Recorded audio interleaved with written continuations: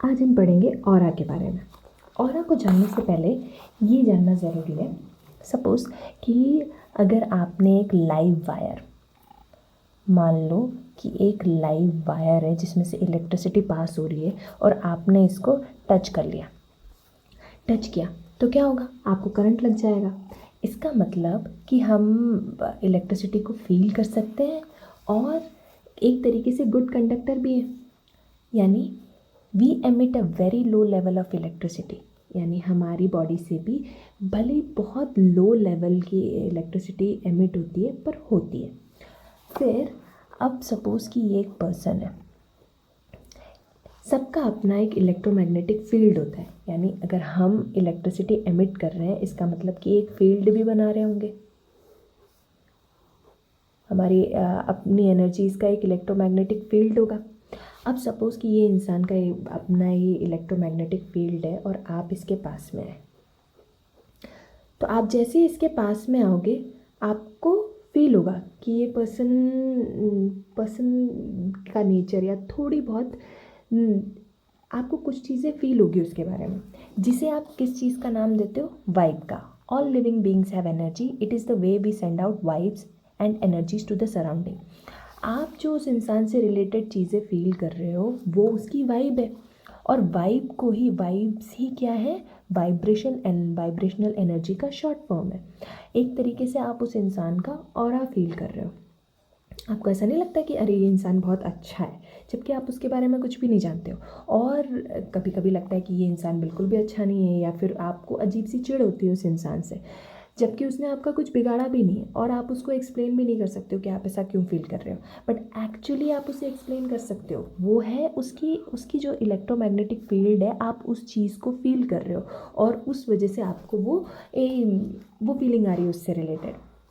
इससे आगे बढ़ेंगे तो all matter and living beings are constantly vibrating at a specific wavelength and frequency, and even if we cannot see them, these vibrations affect us.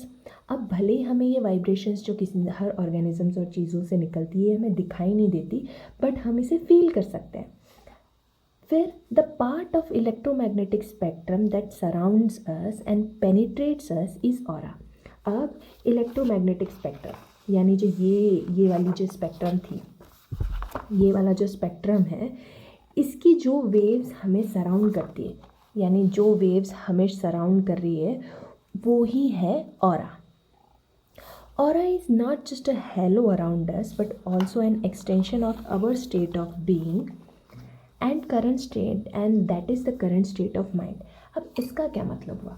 अब suppose कि ये इंसान या ये मान लीजिए कि ये आप है, आपका मूड बहुत अच्छा है, आप बहुत एनर्जेटिक सा फील कर रहे हो, आपका मूड बहुत अच्छा है, तो जितने भी लोग आपके आसपास होंगे वो भी आप हैप्पी हैप्पी फील कर रहे होंगे। क्यों? क्योंकि आप उन्हें हैप्पी वाइब्स दे रहे हो। बट सपोज़ कि आपका मूड यहाँ पे बिल्कुल भी अच्छा नहीं है और आप एकदम सैड से डिप्रेस से बैठे हुए हो, तो जितने भी लोग आपके आसपास आएंगे वो भी सैड और डिप्रेस फील करेंगे, क्योंकि आप सैड और डिप्रेस्ड वाइब्स दे रहे हो। आपकी एनर्जी उस वक्त सैड और डिप्रेस्ड है। इसका मतलब कि ऑरा सिर्फ आपके आसपास की कोई कवरिंग नहीं है, आपकी कोई एनर्जेटिक कवरिंग नहीं है, वो आपका स्टेट ऑफ माइंड है। आपका ऑरा कम्प्लीटली इस बात पर डिपेंड करता है कि आपका मूड कैसा है या आप उस वक्त कैसी स्टेट ऑफ माइंड में हो। तो ऑरा क्या हुआ? Aura is a bio electric magnetic field radiating from every human, animal, plant, living और नॉन लिविंग थिंग्स। हर चीज़ की अपनी एक वाइब्रेशन होती है, अपनी एक एनर्जी होती है, तो वो उसके आसपास उसका उस वक्त जैसा माइंडसेट होगा उसकी एनर्जी बिल्कुल वैसी ही होगी, और उस एनर्जी पर डिपेंड करेगा कि उसका ऑरा कैसा होगा। It is the energy emanating from every soul and matter. अब ऑरा का कलर किस चीज़ पे डिपेंड होगा? अब ये इसके लिए आपको थोड़ी सी कलर साइकोलॉजी देखनी पड़ेगी। कलर साइकोलॉजी में हम बेसिकली 7 कलर्स ले लेते हैं जो विबग्योर में हो रहे हैं। अब उसमें क्या क्या आएगा? सबसे पहले तो अपन रेड देखते हैं। रेड कलर, रेड सुनते ही सबसे पहले माइंड में क्या आता है? कि वो हॉट है, गर्म है, passion, aggressive, action oriented, angry, impatient. यानी अगर किसी के ऑरा में रेड कलर बहुत ज़्यादा है तो इसका मतलब उसके अंदर ये सारी क्वालिटीज़ डोमिनेटिंग होगी। फिर आ गया ऑरेंज।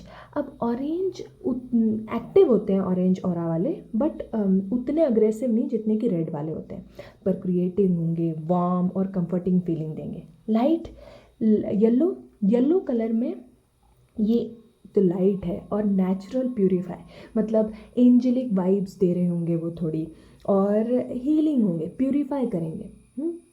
फिर आ गया green. Green colour of nature है, तो ये एकदम कूल और कामिंग सूदिंग सी फीलिंग देगा, जैसे कि आप एक ट्री के नीचे फील करोगे, वैसे ही अगर कोई ग्रीन ऑरा वाले पर्सन का की वाइब भी एग्जैक्टली वैसी होगी। ब्लू, ब्लू भी काफ़ी सूदिंग और अट्रैक्टिव सी वाइब्स देगा। फिर उसके बाद में ब्लू, इंडिगो।